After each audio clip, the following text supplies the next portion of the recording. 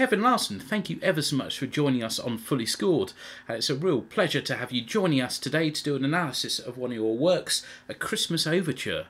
Oh, it's great to be here. Thank you. Thank you for asking. Yeah, it's I enjoy talking about music as well, and when it's something that I've written and that people actually want to hear about, it's kind of humbling as well. So I appreciate that. Thank you.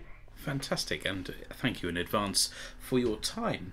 So, my first question about A Christmas Overture is, when did you write this, and was there a particular event that inspired you penning it?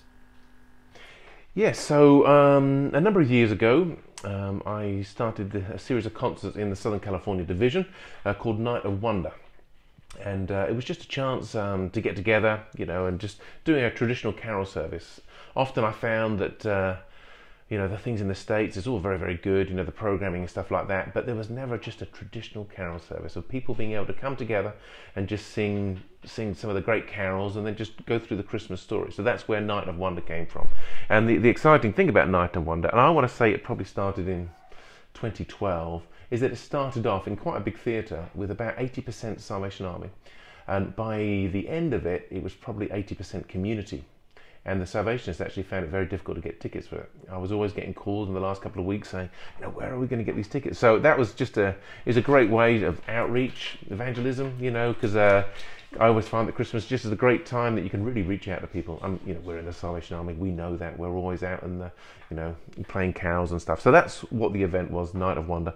Unfortunately, with the kind of the merger of the division that we have, it's no longer happening. But from what I understand, that's going to change very soon, which is good. So yes, that's a very long answer to your very short question, but that's what I wrote it for. That's a great answer. Thank you very much. So the piece, well, the clue's in the title. A Christmas Overture is written in an overture form, no surprise. Why did you decide to write it as an overture? Well, I was always looking, again, just thinking of the concert in mind of Night of Wonder. We always wanted to have that big open up, just to get people excited about the evening. And we went through some great previously published pieces.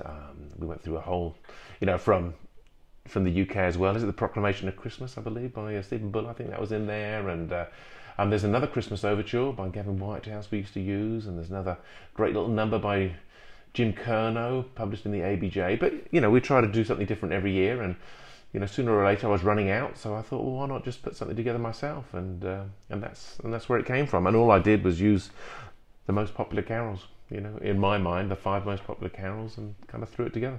Excellent. So those carols are, and we'll look at them in a bit more detail in the score in a second. We have Joy to the World, O Come Ye Faithful, The First Noel, Silent Night, and Hark the Herald. Would you say that any of those 5 carols were in your top 5 favourite carols? I love, and people find this strange, but The First Noel. I just love that carol. And I don't know why so much. It's the kind of the same melody, just repeated a whole bunch of times. I think I used to love singing those parts, the SATB parts, the high F sharp and the tenor part when you're kind of singing that. Not that I put those parts in this actual arrangement. But that's probably why that was just such a memorable carol for me. But all the other ones, Silent Night, who cannot love Silent Night? And Hark the Herald Angels Sing, when you think about just the words, that's just Christmas in one song. The theology behind the words of Hark the Herald Angels Sing, that's probably the only carol you really need. It's from start to finish, that is really what Christmas is all about. So that's where it came from. In my mind anyway, there's just these, the five of my favourite carols.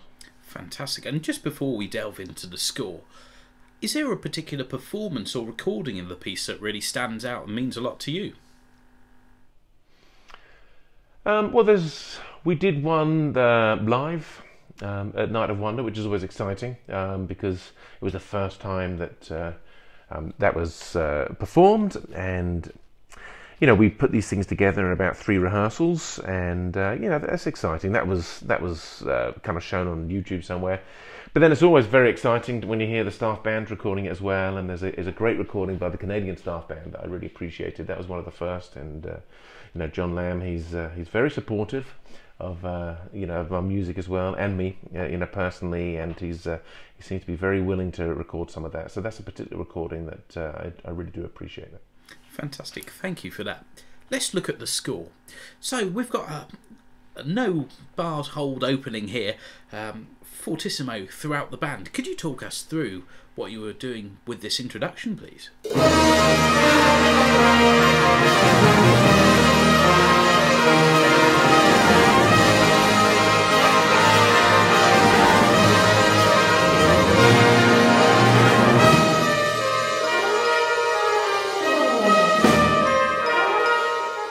Again, think about what this was written for. It was a kind of a community event, just kind of really getting excited about Christmas. So many pieces in the Salvation Army have this kind of thing in, you know, like the bells and, you know, every Christmas piece. But this was something different for the community, so I thought that was okay to be able to put these in. So when you look at the lower cornets and the horns, that's what they've really got. This is the ding-dum, ding-dum, ding-dum, ding-dum, just the repeated thing. And then, yes, you do have this cornet line. But even though it looks very busy and very challenging, once you actually slow it down and work it out, it's really not that challenging. It's kind of wiggling the first finger for a lot of it and stuff. So once you kind of slow it down and then look at that, it's not as maybe as kind of horrific to play as you kind of might imagine. But it's just a very exciting start. At least that was the intention. You know, joy to the world. That's the words right from the get-go. A little bit like Christmas joy. You know, the introduction's right there, based exactly on the tune. So that's why it's just such a loud and boisterous start, I would say. Joy to the world. Fantastic. And we have a reiteration of that at A after the music introduces some other themes around bar 9. Are there any other significant little motifs that we should be looking out for here? Yeah, absolutely. Christmas joy. I mean, that has to be the #1 march. You know, the #1 Christmas arrangement that everybody uses. What a terrific arrangement. And you can see that there's just, you know, that little cornet feature.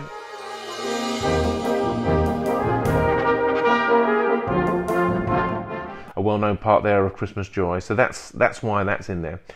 And then one of the things that I'm always looking for at bar 9, 10 and 11 is we've got this continuation from the flugel horns going into the baritone euphonium.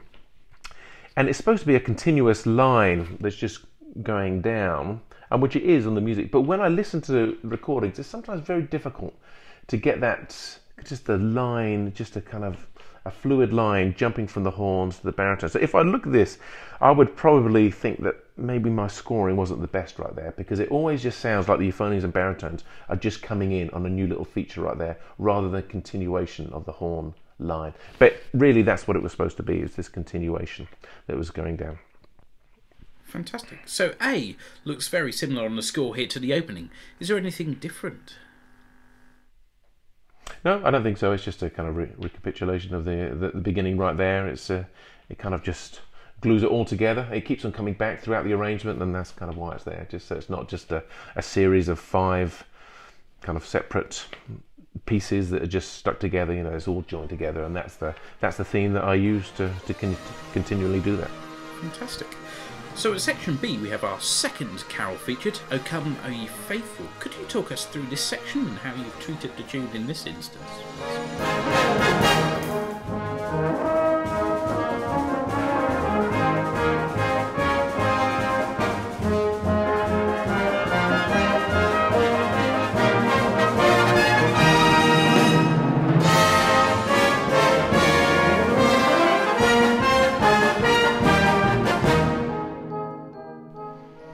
Yeah, so it's more of a, you know, I do like my kind of razzmatazz kind of stuff, you know, and I think that's probably just a little nod to that style right there. I mean, you can see it right there. You've got the trombones with the tune right there, a little counter melody and the flugel and euphonium. Sometimes that can be a little bit prominent. Maybe I should have just kind of ducked down the dynamic a little bit in that line right there. And then it's got a feature that I often like to use, which is kind of round about bar 32, when we have these cornets in 4 parts, you know, playing these kind of 4-note cluster chords going through and doing these whole lines. Scoring in a brass band is challenging for that, because if I was doing that in a big band, you're going to have 4 trumpets all on the front row, kind of playing it. So each one of those notes is equally, significant in that chord. But when we do it in the brass band score, it just gets a little bit more challenging when you have the solo cornet up front, soprano, then the first and second cornet.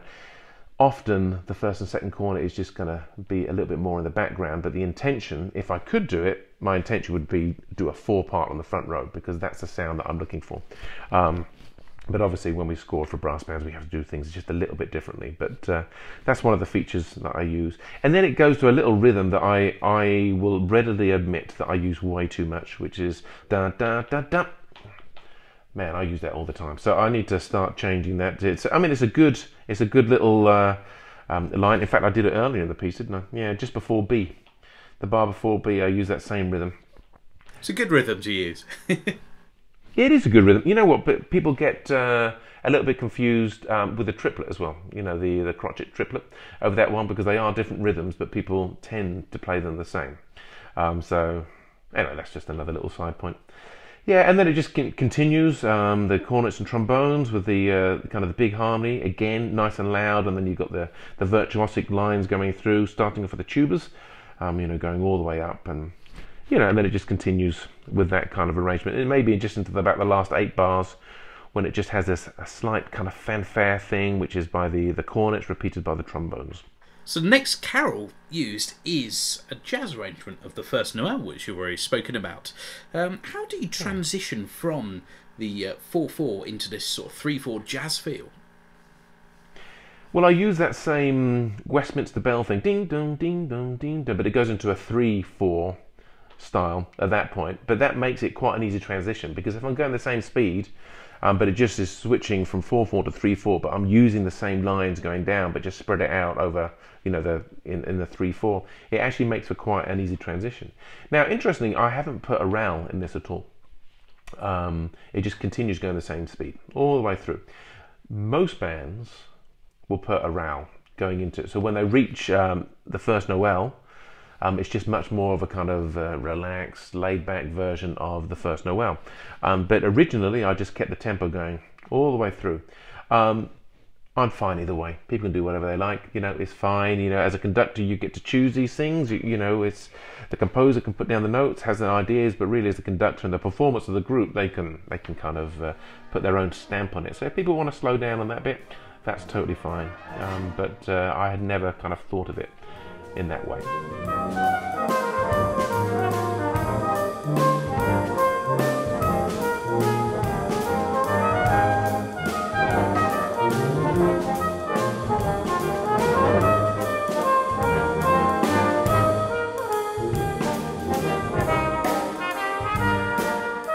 Kind of a trombone feature. As a trombone player, I kind of enjoy that, and it's challenging for sure for the flugelhorn. There's always sometimes just little elements that maybe it can only be like sometimes 1 or 2 things that makes it just go a little bit beyond the possibilities of certain bands, and maybe this is one of those. Just because it's to getting that style right, getting all those trombone players really just kind of nailing those rhythms, and I've tried to be very thorough with the articulations to let people know how to play that. But this can be quite challenging for some bands, just this little section right here, especially the flugelhorn. And why was it that you chose the flugelhorn for this solo? Wow, I love the flugel. It's great, and sometimes you have people in mind as well, and I have a good friend out here, John Doctor, and he is a brilliant jazzer, and it's just, when he plays something, it just it adds a whole new dimension to it, and I knew that it was likely that he was going to be playing this as well. And I just love jazz. It's not something that I grew up in or anything like that. It's just something that came in kind of later in life, but I do just love those chords, and that's why the flugelhorn's a great instrument, especially when you do trombones. I think it just the flugel with the trombones, I think it's just a great sound. Fantastic. So at section D, moving through, we have another moment of transition, and the music goes into quite an unusual time signature for brass bands, perhaps 6/4. Can you talk us through this transitional period here? Yeah, and this is another transition that, even though I wrote the thing, I sometimes struggle myself with it, just because sometimes I feel at D we should go straight at that point, and sometimes we can keep swinging. It's not much at that point. All it is just the tune really that will kind of dictate whether it's swung or just played straight. But both work. I tend to go straight at D, even though I haven't written that. But it's one of those things that I'm always kind of back and forth on. So people can do whatever they like, really. At that point, I won't be too worried about it. But it's an interesting thing as a conductor of this piece, just to try and figure that out. And then, of course, the transition. I'm using that whole bell thing again, dee-dum, dee-dum, dee-dum, as it goes through with the cornets and horns. Going through that, excuse me, it just slows down obviously a little bit. And there's a little reference to the US version of Away in a Manger at that point as well. That's just in the baritones and the euphoniums. A little bit of Glock work right there as well, just playing that lovely tune, known, I think, in England as the Manger Scene.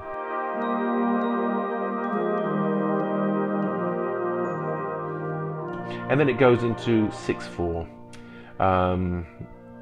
Yeah, I find I could have done this in 6/8, of course. You know, a 3/4 wouldn't have worked for me, just because of the way the tune goes. But I could have done it in 6/8. But I do find when we got lots of moving lines like we have here, if I write it in 6/8 and people start singing semiquavers, people freak out a little bit and they get a little bit scared. I did a piece of music called Peace. It's in the Judge Street, and in it I'm using the tune The Infant King, and I originally wrote that in 6/8, which is what is published in, and I tried it in the core band that I was the bandmaster at the time of Torrance, which is, you know, at the time they were probably, you know, I don't know, Triumph series, you know, Easy General series, that kind of standard, and I wanted to try it out, and they didn't even get close. They were this 6/8 version of The Infant King. And I was really concerned because I thought it was going to work all right. I changed it to 3/4 and kind of split the bars, gave it in the next week, straight through, not a problem. And with that in mind, I thought, well, if I do 6/4, even though it looks a bit unusual, the notes they don't seem as scary with all the semi-quavers, it's just quavers, and sure enough, people, you know, can play this quite easily.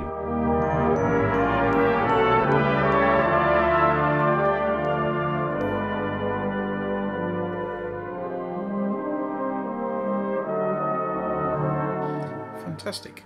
And I love this treatment of Silent Night with the tune, obviously, it's quite important, but these ethereal little lines passed, as you said, between the soprano, cornet and other instruments in the band. Where did that motif come from? Yeah, I don't know. It just, I think I was just kind of noodling on the piano probably, and it just kind of came to me. I like,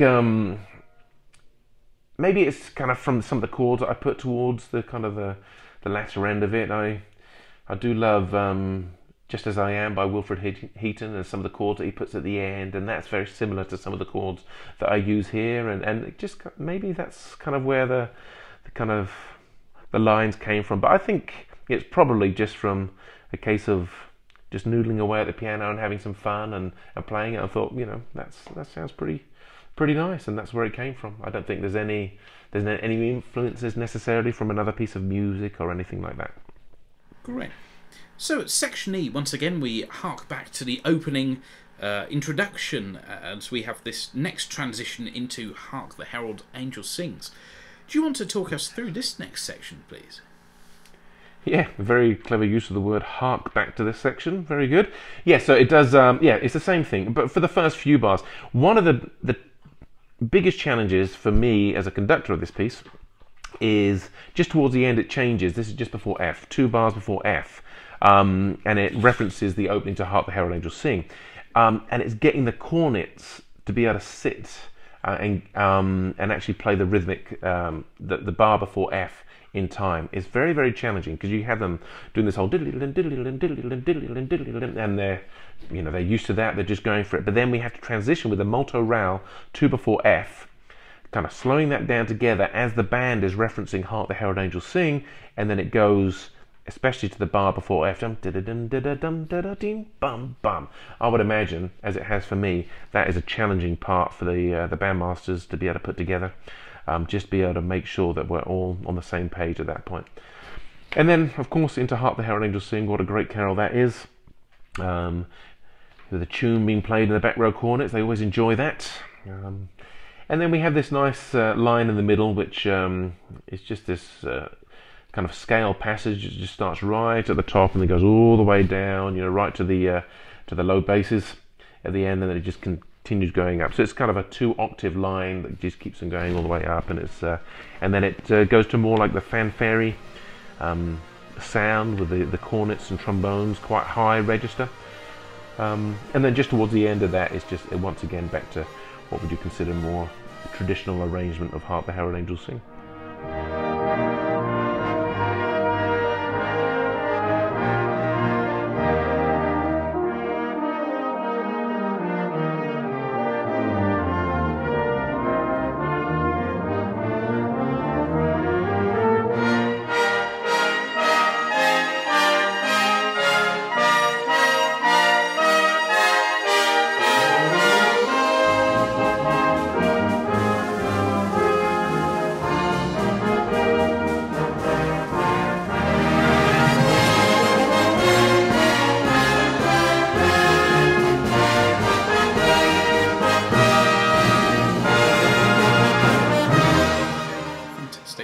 And then at G, once again, the piece is all tied together like a good shoelace, with our introduction once again weaving through. Could you talk us through this outro to the music and the finale, please? Yeah, so as you say, it's the little theme that ties everything together. Once again, with the fluid cornet parts and the bells, and then just towards the end, we've got this. If I was playing a scale on the piano with my pedal down, this is the sound that you would have. Just going the F scale, dee dee dee doo doo doo. It's like if you're doing it with the bells, they're going to keep ringing on. So that's what I've done there. You can see that in the cornets and the horns. So it's just this big kind of mesh of sound that's just going through. But in this situation, that works really well. And then it's just a reference to the first Noel. Why the first Noel? I'm not entirely sure, but it just seemed to work at that point. We've used it, we're just referencing it. Maybe once again, it's just kind of one of my favourite carols right there, but just from the lower end of the band, just this big sound. And then another reference right here, Hark the Herald Angels Sing. And then even though it looks quite challenging, and I guess it is in many respects, this last run by the horns and the euphonium, by that point there is a big multi-rail, so it's not the quickest thing in the world. Most players should be able to, once they've worked on it, it's generally in a nice easy scale. Might be a little bit high there for the euphoniums, but it's just a nice kind of ending, big dramatic ending right there with the lower end of the band really just emphasizing that on the last beat. But that's where that came from. Yeah, it's nothing like kind of a meditation or some of the big, like the Holy War, that every bar in there is telling the story, of something. This is just kind of the idea of it is just a selection of 5 well-known carols that are hopefully arranged in a nice way that people enjoy, and that's, I guess, what the nature of an overture is. It's just getting people excited about the carol service that is to come.